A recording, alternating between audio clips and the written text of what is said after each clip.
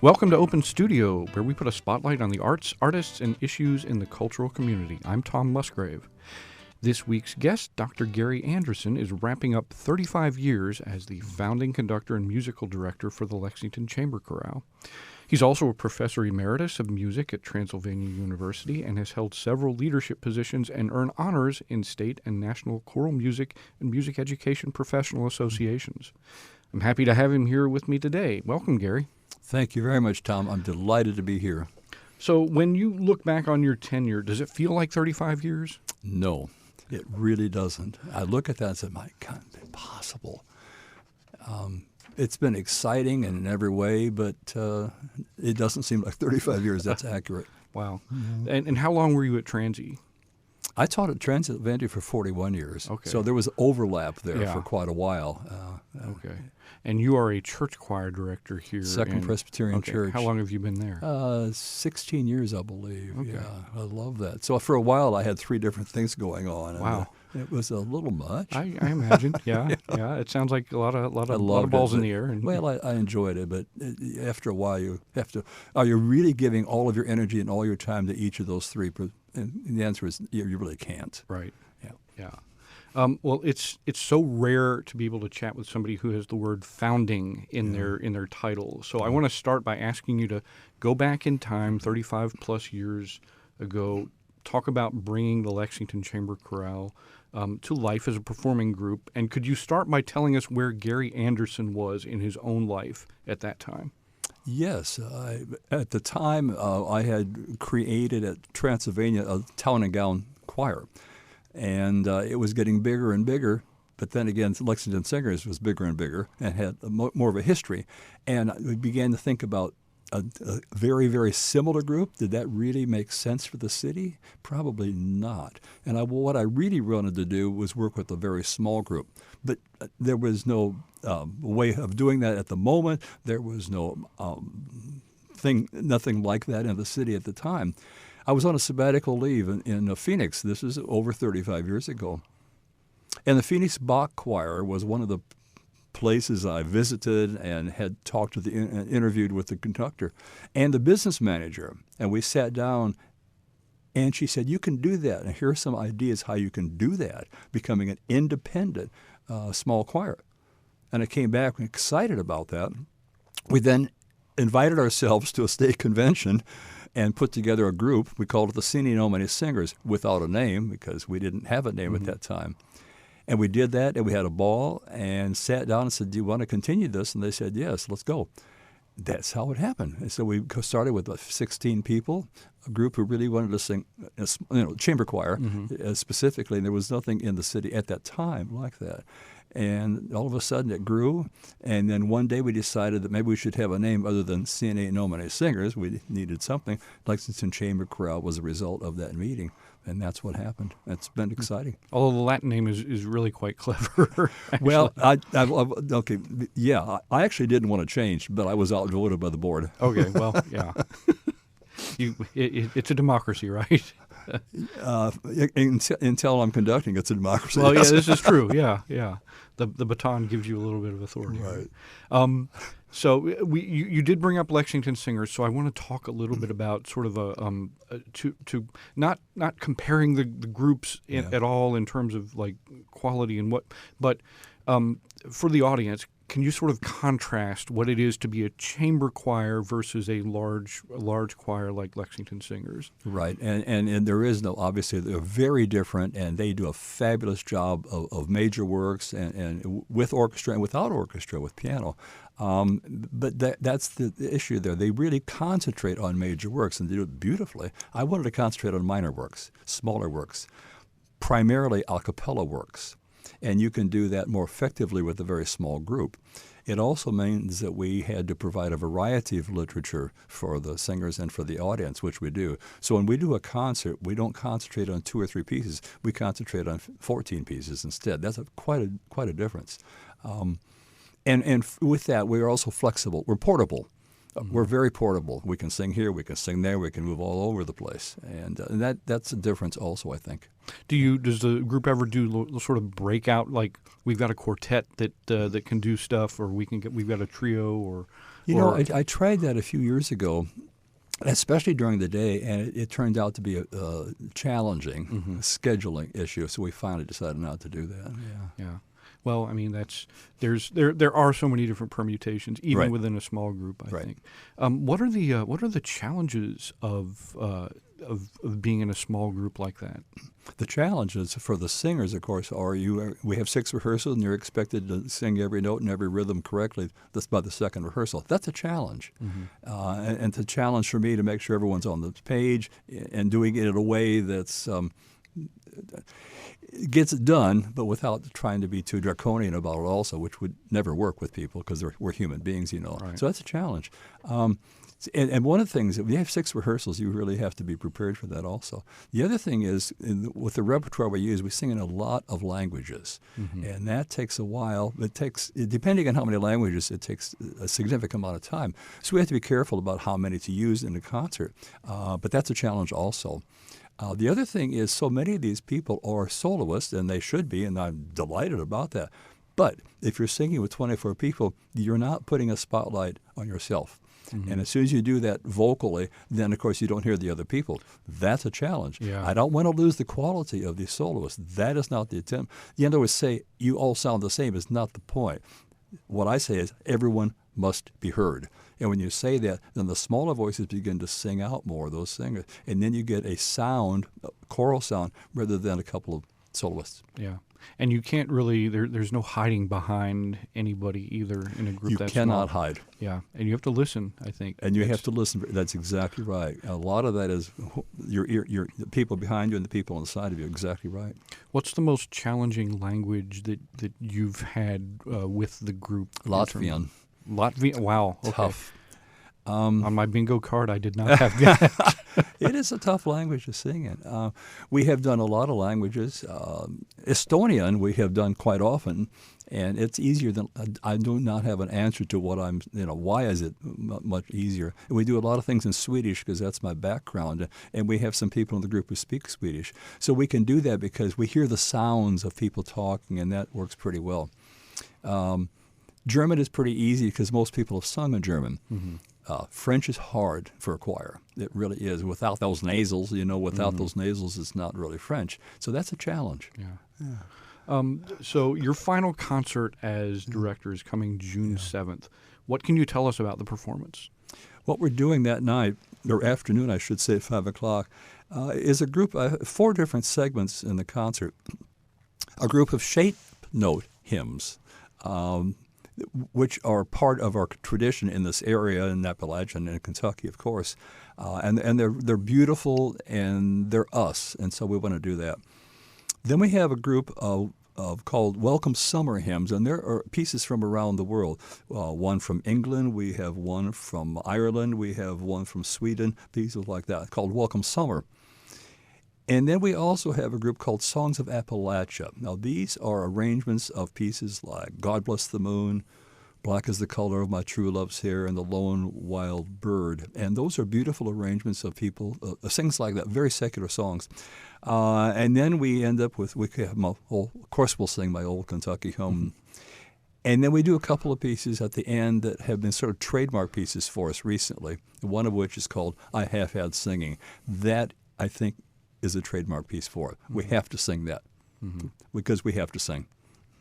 It's become something synonymous with the group. Yes. Wow. You mentioned earlier that you do a lot of shorter pieces, and you do, instead of doing 2 or 3 in a concert, you're doing 14 or more. Correct. Does that make it easy to pull the concert together with a common theme?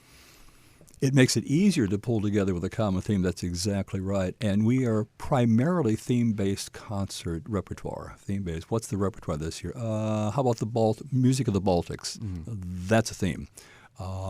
We sometimes do things like what's going on in the politics of certain places around the world, and we do that. And so that's a theme. But you have a better chance of doing 4 or a number of pieces on that one theme, since there's really no major work that works. And also for a small group, and we do mostly a cappella things. It's physically easier for us also, frankly. And it gives a variety for the audience, which is very important. Yeah. And I've been to a few of your concerts, and it seems it helps. It does help tie things together. So, of the performances in 35 years that you've done, and this is going to be a loaded question. Are there performances that stand out? It is an important question. I'm going to go back 2 months. Our concert in March, and I admit this going straight with you now. Those are pieces I really wanted to do, sort of pieces that were my favorite pieces, and I get that seemed awfully self-serving, but it turns out to be the music that was stunning for everyone. And that was a very favorite concert. Why? Because the languages, because some of the pieces stretched us, which is very, very, very important. That stands out. We also had a guest player with us on marimba who's just marvelous. And what he did, interestingly, was play between pieces. In other words, we would finish a piece. He knew what key we were in, and then he would modulate to the next key, and then we start the next piece. So we started, and then the applause came an hour later. Wow. Which was real exciting. Yeah. That was a special thing. That happened once before with Anders, our special guest, about 20 years ago. That stood out. And then the other one that comes to mind right now is when we had our guest Eric Whitaker, who's been around a while and does some great music. And he was our guest 25 years ago. And we did Eric Whitaker music. Yeah. That was special. Yeah. Yeah. Have you been able to bring in a composer we were talking off air about commission works, and I want to get into that now. Yeah. How often are you able to bring a composer in to give you, because, as wonderful as singing Mozart is, we can't ask him, can you give us some commentary on this? Have you had that opportunity with living composers? We have worked with some living composers, most of whom are in the area. Joe Baber, we wrote with Joe Baber at one time, and that was a lot of fun. He was a great guy and wrote beautiful music. That was a treat. We also have used some of our, Jeffrey Jones, who's a member of our group. We have used pieces that he has written, and others also. We have never been able to commission a major work by a major composer for two reasons. One, they want to write big pieces, orchestra or piano or something, and that's not who we are. But we have spent money on guest conductors rather than spending money on commissions. So you mentioned a few things about working with composers and bringing in guest conductors, which is going to lead me into asking, how has the Lexington Chamber Chorale evolved in the 35 years? Because I imagine it was not the group that it is now. Right. I think we have evolved in terms of becoming much more flexible in terms of what we can do and what we have been doing. At the very beginning, I think that it was sort of a repertoire that everyone kind of knew. In other words, I was being very safe about that for the early years. And later we don't have to be safe. We can do things that people may not know. We can do names that people have never heard of. And that's been really good for us. So it's spread us. It's expanded our brains. It's expanded our musicality without a doubt.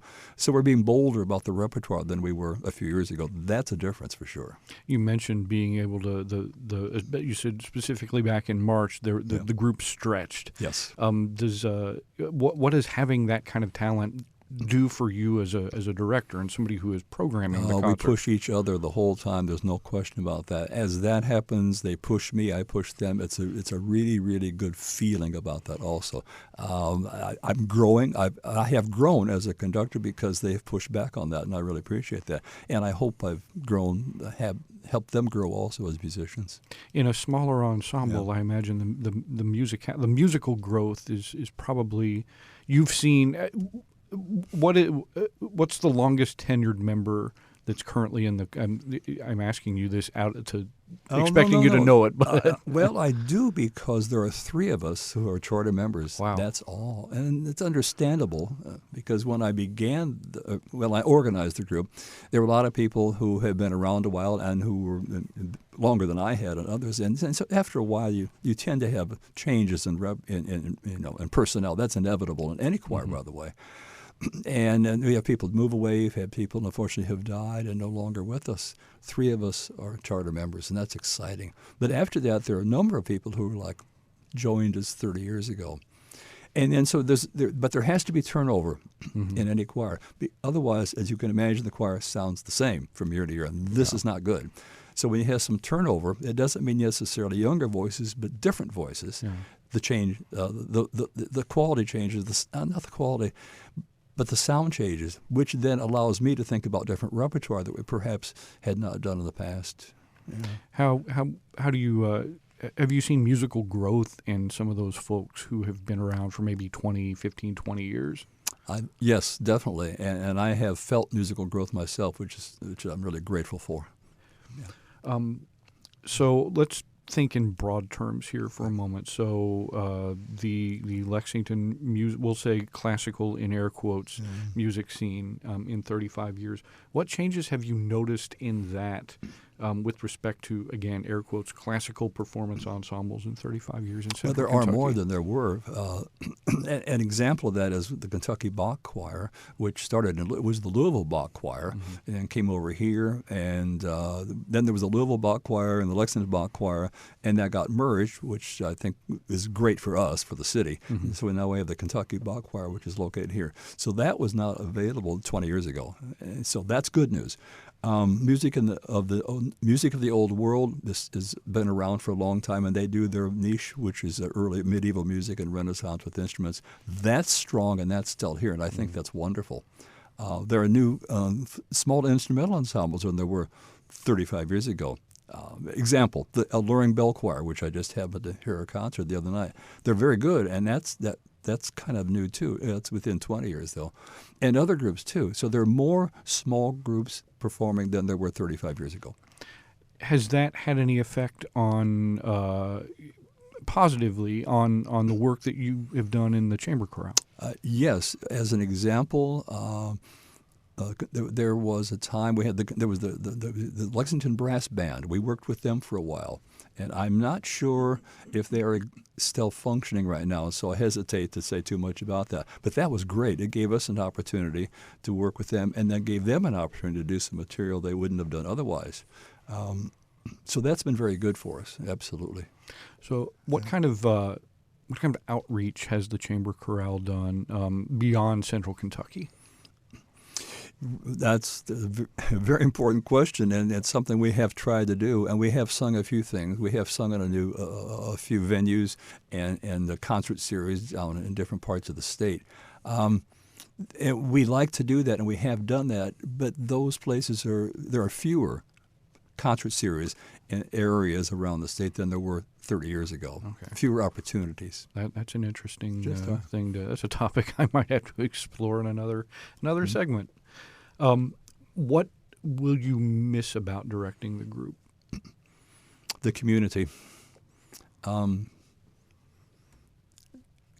Choir members like to be together because they want to be together as people and human beings. And that's true of this choir. It's true of church choirs. It's true of school choirs. That's important. But then we come together as a community of singers. It changes the level. I'm not going to say raises the level, but it sure changes what's going on there. And you're making music in a way that you couldn't have made it otherwise. I'll be missing making music with those people desperately. I admit that, and we've been very emotional about that at the last concert also. It's going to be missed. Well, because I don't want to go out on like a note that is ending, that's signifying an ending, I will ask, what's next for you? I'm going to be spending more time and energy, and I'm looking forward to this, at our church, at Second Presbyterian Church. I enjoy it a lot. It's as I've told many people, it's the best part-time job you can possibly have, and that's fine. Except now I'm going to be able to put some of those brain cells into the repertoire for the church, and maybe some things there that we haven't been doing. And I'm excited about that.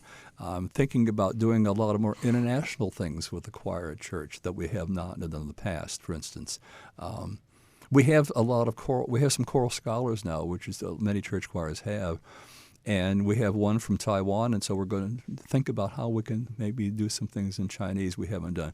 We have another singer who's from Corfu in Greece. We may do some things there. So I'm thinking about some international things at church that we haven't done before. That's new, and I think that's going to energize me.